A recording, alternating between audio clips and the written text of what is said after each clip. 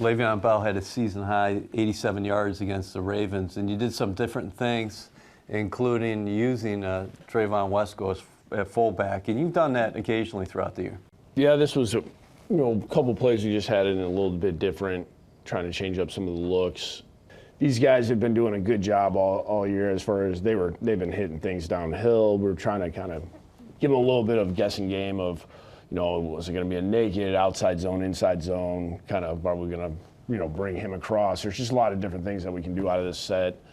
Guys did a good job of getting their guys covered up. You can see here, he's going to come in. Le'Veon's got a good hole here. They got this thing walled off. They got it walled off here. Shell's got this guy kicked out, and really we're looking to get Le'Veon on the safety if we can. He gets to the second level, does a good job cutting inside.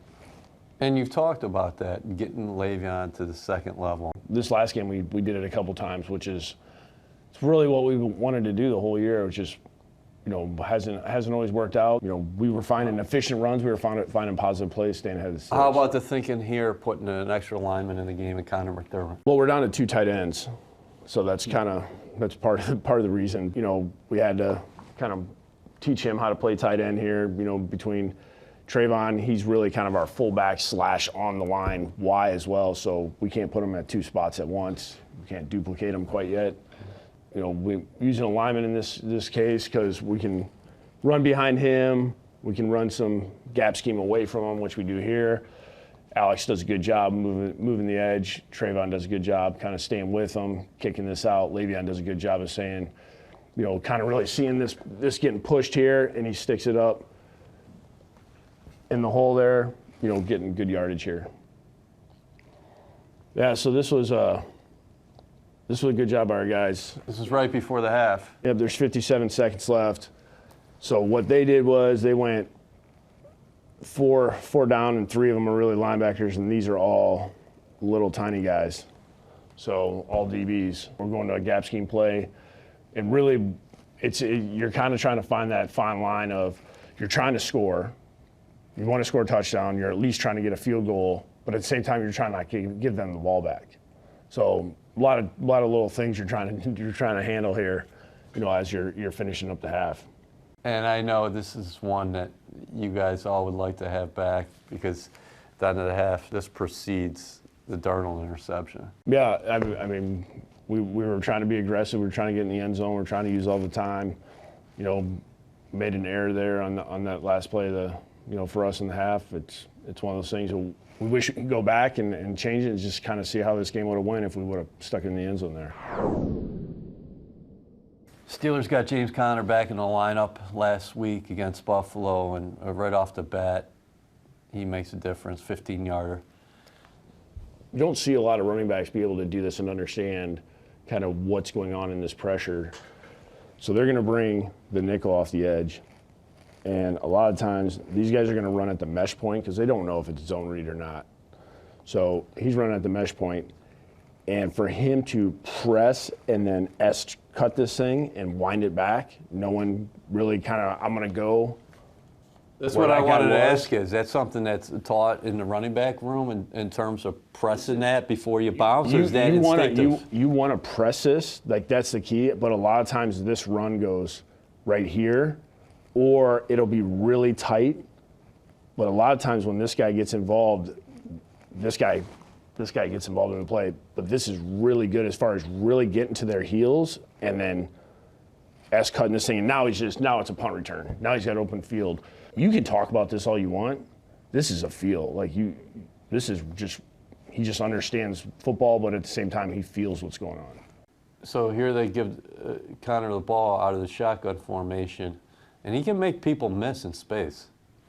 It's a good job of setting it up. And these guys, this group here, these guys are good. I mean, you got multiple first-round draft picks. You got a group of guys that's been playing together for a while. And that's a good safety. Micah Hyde coming up in run support, and he just had his ankles basically. Yeah, anytime that it doesn't matter how good of a defensive player you are, if you get caught in space with a professional running back, a lot of times it's not good. Okay, let's flip to the defensive side of the ball and talk about T.J. Watt. He's a threat every time to get the ball out. And here's pursuit on Devin Singletary and a great strip. You know, especially at the end of the game, you watch him, he was doing a great job of, his hustle was off the charts.